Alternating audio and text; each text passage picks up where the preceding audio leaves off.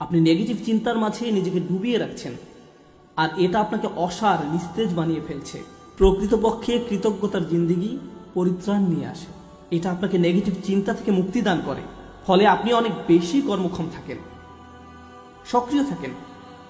কৃতজ্ঞতা আপনাকে মানসিক শক্তি দান করে, আশাবাদী করে তোলে, উজ্জীবিত করে তোলে। আপনি এমন সব কাজ করতে পারেন যা অন্যথায় সম্ভব হতো না। আমার অভিজ্ঞতা হলো, আশা করি আপনাদের অভিজ্ঞতা এমন নয়, দুর্ভাগ্যক্রমে মুসলিম উম্মাহ হিসেবে আমরা নেতিবাচক চিন্তায় আসক্ত হয়ে পড়েছি। আমরা নেতিবাচকতায় এমন আসক্ত যে কাউকে উম্মার জন্য কিছু করতে দেখলে বলি, কি লাভ এসব করে, কোনো কিছুরই পরিবর্তন হবে না। তার কাজে ভালো কিছু দেখার পরিবর্তে আমরা বলি, আরে ভাই এতে কোনো লাভ হবে না, কোনো লাভ হবে না, অমুক অমুক সমস্যাগুলোর তো কোনো সমাধান হয়নি। ফিরে আসো, আমাদের সাথে নেগেটিভ ক্লাবে যোগ দাও। তুমি এত পজিটিভ চিন্তা কেন করো? অর্থাৎ কাউকে পজিটিভ দেখলে আমাদের কেমন যেন একটা গা জ্বালা করে। জিনিসটা তো এরকম হওয়ার কথা নয়। কেন আমরা তাকে আবার নেগেটিভ জগতে ফিরিয়ে আনছি না? দুঃখজনকভাবে কখনো কখনো এই মনোভাব এমন মানুষদের মাঝে দেখা যায় যাদেরকে আমরা অনুসরণ করি, যেমন পিতামাতা।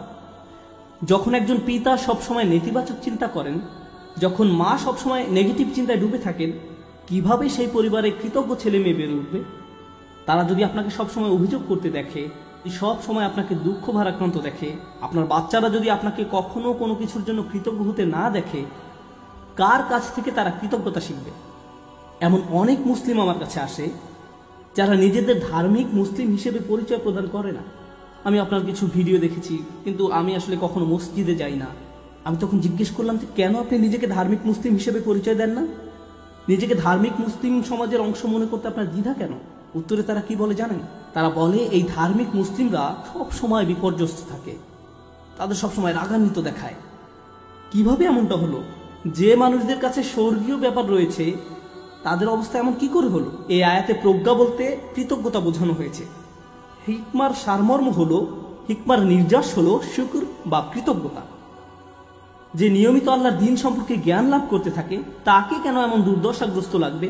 মূলত আপনি যত বেশি কৃতজ্ঞ হবেন, আপনাকে তত বেশি ইতিবাচক দেখাবে। সব সময় সবকিছুতেই আপনি ইতিবাচক দিকটি খুঁজে পাবেন।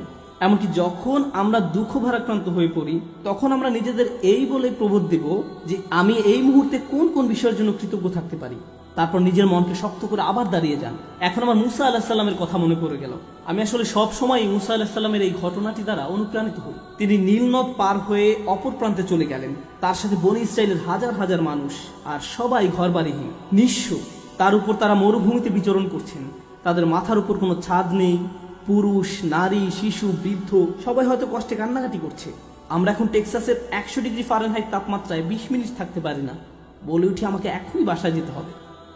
আর তারা মরুভূমিতে বাস করছেন। এখন মুসা আলাইহিস সালাম তাদেরকে শান্ত করার লক্ষ্যে তাদের উদ্দেশ্যে বক্তব্য দিবেন।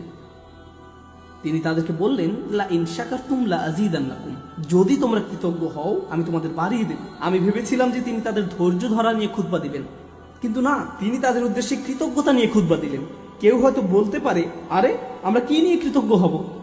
আবহাওয়ার অবস্থা দেখেছো, আমাদের বাচ্চাদের অবস্থা, আমরা ক্ষুধায় কাতর, গায়ে জামাটা ছাড়া আর কোনো জামা নেই, আমাদের কোনো খাবার নেই। কৃতজ্ঞ কিসের জন্য কৃতজ্ঞ হব?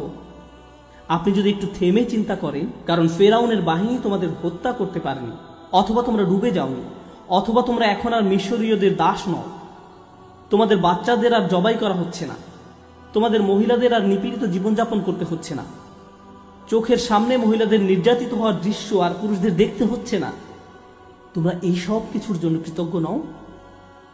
অভিযোগ করছো? কৃতজ্ঞ হওয়ার জন্য আপনি সব সময় কিছু না কিছু খুঁজে পাবেনই। সব সময় এমন কিছু পাবেন যা আরো খারাপ হতে পারত। সুতরাং এই ধরনের প্রজ্ঞা নিয়ে বেঁচে থাকা খুবই কঠিন। কিন্তু কেউ যদি এভাবে জীবনযাপন করতে পারে, তাহলে সে শুধু নিজেরই উপকার করলো। অমা ইয়াশকুর ফা ইন্নামা ইয়াশকুরু লিনাফসিহি, যে কৃতজ্ঞতা প্রকাশ করে সে তা নিজের কল্যাণেই করে। আল্লাহ ওয়াদা করেছেন, লা আযীদান্নাকুম, আমি তোমাদের আরো বেশি দান করব। আল্লাহ আপনার জীবনের প্রতিটি ক্ষেত্রে আপনাকে সমৃদ্ধি দান করবেন, যেমন হেদায়েত, স্বাস্থ্য, রিজিক সহ সকল ক্ষেত্রে সবকিছুই ঠিক হয়ে যাবে যদি আমি আর আপনি আল্লাহর প্রতি কৃতজ্ঞ হতে পারি। এটাই এখানে প্রজ্ঞা। তারপর তিনি বলেন, ওমান কাফারা ফা ইন্নাল্লাহা গানিয়্যুন হামিদ, আর যে কৃতজ্ঞ হয় আল্লাহ অভাবমুক্ত, আল্লাহ হলেন গানি এবং হামিদ, তিনি ধনী এবং প্রশংসিত। অর্থাৎ আপনার প্রশংসা তার দরকার নেই, মানুষের প্রশংসার দরকার হয়, কিন্তু আল্লাহর প্রশংসার দরকার নেই। কিছু মানুষ বলে, কেন আমি তার প্রতি কৃতজ্ঞ হব? তোমাদের প্রভুর কেন এত প্রশংসা দরকার হয়? সাধারণ নাস্তিকরাই প্রশ্ন করে, কেন তোমাদের রব সবসময় প্রশংসা করতে বলে? আল্লাহ বলেন, তিনি হলেন গানি, তার কোনো কিছুর প্রয়োজন নেই, তার প্রশংসার দরকার পড়ে না। এটা তোমাদের জন্য, এই প্রশংসা করার মাধ্যমে তোমরাই উপকৃত হবে। তিনি হলেন হামিদ, তোমরা প্রশংসা করো বা না করো, তিনিই প্রশংসার মালিক। শুধু শুকর বা কৃতজ্ঞতা নয়, বরং হামদ বা প্রশংসাও তার অধিকারভুক্ত। তিনি আপনার প্রশংসার জন্য অপেক্ষা করেন না। তারপর এই মানুষটি হযরত লোকমান, যিনি কৃতজ্ঞতা এবং শুকরিয়ার জিন্দেগি যাপন করতেন, আর এই দুইটি গুণ তার জীবনের সবকিছুতেই দীপ্তি ছড়িয়েছিল। তিনি কোনো কিছু সম্পাদন করতে গেলে এই গুণগুলো তার মনোভঙ্গি ঠিক করে দিত। আপনি কি কাজ করেন সেটা যেমন গুরুত্বপূর্ণ, তার চেয়েও বড় গুরুত্বপূর্ণ ব্যাপার হলো এই কাজের প্রতি আপনার মনোভঙ্গি কেমন। শুধু কি করেন তাই নয়, বরং কিভাবে করেন সেটাও গুরুত্বপূর্ণ। আপনারা উভয়ই বিসমিল্লাহ বলে খাওয়া শুরু করেছেন, সব কিছু দেখতে একই রকম, কিন্তু একজনের কৃতজ্ঞতার মনোভঙ্গি ছিল আর অন্যজনের সেটা ছিল না। একজন এই দুনিয়া এবং পরকাল উভয় জগতেই লাভবান হবে, অন্যজন হবে না। অন্যজন এই সমস্ত উপকারের দরজা বন্ধ করে রেখেছে, কারণ যে দৃষ্টিভঙ্গিতে সে খেয়েছিল সেটা কৃতজ্ঞতার দৃষ্টিভঙ্গি ছিল না। শুকর শুধু কাজের নাম নয়, এটা মনোভঙ্গিরও নাম। এখন তিনি তার ছেলেকে কি বললেন? ওয়াইজ ক্বালা লুকমানু লিইবনিহি ওয়া হুয়া ইয়াইযুহু। লুকমান যখন উপদেশ দেওয়ার সময় তার ছেলের দিকে ফিরে বললেন, হে আমার ছেলে, আমার প্রিয় সন্তান, লা তুশরিক বিল্লাহ, আল্লাহর সাথে শিরক করো না, আল্লাহর কোনো অংশীদার সাব্যস্ত করো না। কিন্তু আলোচনার সূত্রপাত তো শিরক দিয়ে হয়নি, মূর্তি পূজা নিয়ে তো এই কথাবার্তা শুরু হয়নি। আলোচনা তো ছিল কৃতজ্ঞ হওয়া নিয়ে। আমরা শাব্দিক দৃষ্টিকোণ থেকে একটি বিষয় এখানে শিখছি, শিরক এবং শুকর এর একটি শাব্দিক মিল আছে। কিন্তু আরেকটি বিষয় আমাদের এখানে জানতে হবে, আল্লাহ আমাদের এখানে শেখাচ্ছেন তার সাথে আমাদের সম্পর্কের মূল কেন্দ্রবিন্দু হলো আসলে কৃতজ্ঞতা।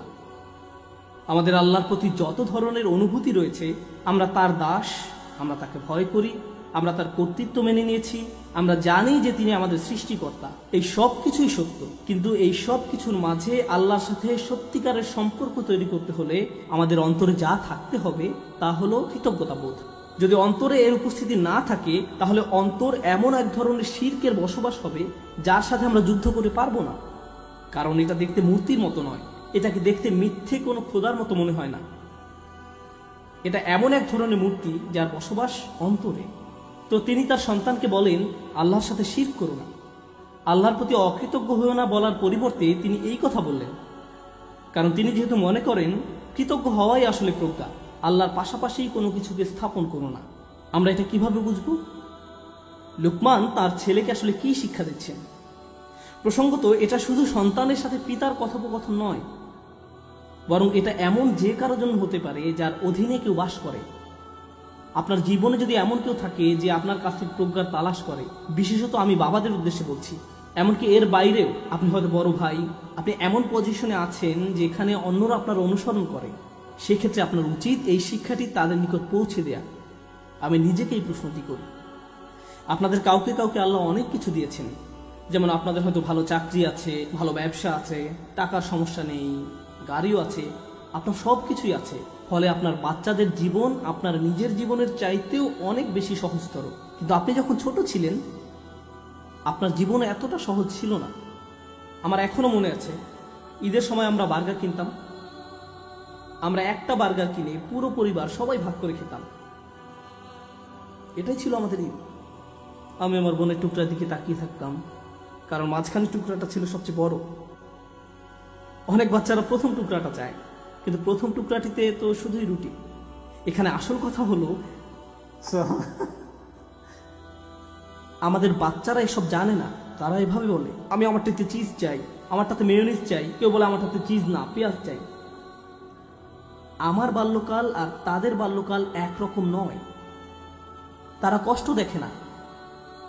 যখন আপনার টিনেজ বাচ্চা বলে, আমি ঠিক শিওর না কোন কলেজটাতে ভর্তি হব, কোন গাড়িটা যে পছন্দ করি, আপনার হয়তো তখন মনে পড়ে, ভাই আমি পাবলিক বাসে ধাক্কাধাক্কি করে কলেজে যেতাম, সকালবেলা পত্রিকা বিতরণ করতাম, কাজে 3 মিনিট দেরিতে পৌঁছানোর জন্য চাকরি হারিয়েছিলাম, আমি কোনো মতে টিউশন ফি দিতাম, বাসায় নিয়মিত বাজার থাকতো না। আর আমার বাচ্চারা এখন বলছে তারা শিওর না কোন গাড়িটা কিনবে। আপনার মন চাচ্ছে দেয়ালে নিজের মাথা ফাটাতে, কারণ আমাদের বাচ্চারা মনে করে তাদের তো এমনিতেই সবকিছু পাওয়ার কথা। তারা কৃতজ্ঞ হওয়ার মানে বোঝে না। এভাবে কারো পক্ষে কৃতজ্ঞ হওয়া সম্ভব নয়। আমাদের উচিত আমাদের বাচ্চাদের টাকার মূল্য শেখানো। তাদেরকে উন্নত জীবন দেওয়ার মানে এই নয় যে তাদেরকে ভালো মানের অ্যাপার্টমেন্ট দিবেন। আপনি হয়তো অতিরিক্ত দিয়ে তাদের ধ্বংস করে দিয়েছেন। আপনার বাসা যদি খেলনায় পরিপূর্ণ থাকে আর তারা শুধু আরো নতুন নতুন খেলনা চায়, 2 দিন আগে কিনে দিয়েছেন সেটা ময়লার বাক্সে, তাহলে এইসব শেখার মানে কি? এই তেলাওয়াতের অর্থ কি? আনিশকুরুলিল্লাহ মানে বাবা হিসাবে আপনাকে কৃতজ্ঞতার জীবনযাপন করতে হবে এবং আপনি আপনার সন্তানকে কাজের গুরুত্ব বুঝাবেন, রিজিকের গুরুত্ব বুঝাবেন, তাদের যা আছে তার গুরুত্ব বুঝাবেন। তারা যেন যা নেই তা নিয়ে অসন্তুষ্ট হয়ে না থাকে। ঈদের সময় বাচ্চারা ধনী হয়ে যায়। এই সময়টা ছিল আমাদের বাচ্চাদের কৃতজ্ঞতা শেখানোর একটা সুযোগ। কারণ রমজানের আয়াতের শেষে আল্লাহ কি বলেছেন? যেন তোমরা কৃতজ্ঞ হতে পারো। তুমি কত পেয়েছো? তারা একজন আরেকজনকে এভাবে জিজ্ঞেস করে, 2000 টাকা, আমি পেয়েছি মাত্র 1500 টাকা। আমরা দেয়ার পজিশনে নেই, আমরা শুধু নেয়ার মধ্যে আছি। আমরা আমাদের ছেলে মেয়েদের রাক্ষসে পরিণত করে ফেলেছি। তাদেরকে শুধু ভোগ করা শেখাচ্ছি, আর তাদের চাওয়ারও কোনো অন্ত নেই। আর যখন তাদের কোনো দাবি পূরণ করার অবস্থা না থাকে, আমি এমন অনেক পিতামাতার সম্মুখীন হয়েছি যাদের বাচ্চারা তাদের নিকট এভাবে দাবি জানায়, অবশ্যই আমাকে আইফোন কিনে দিতে হবে। পিতা বলে, না, পারবো না।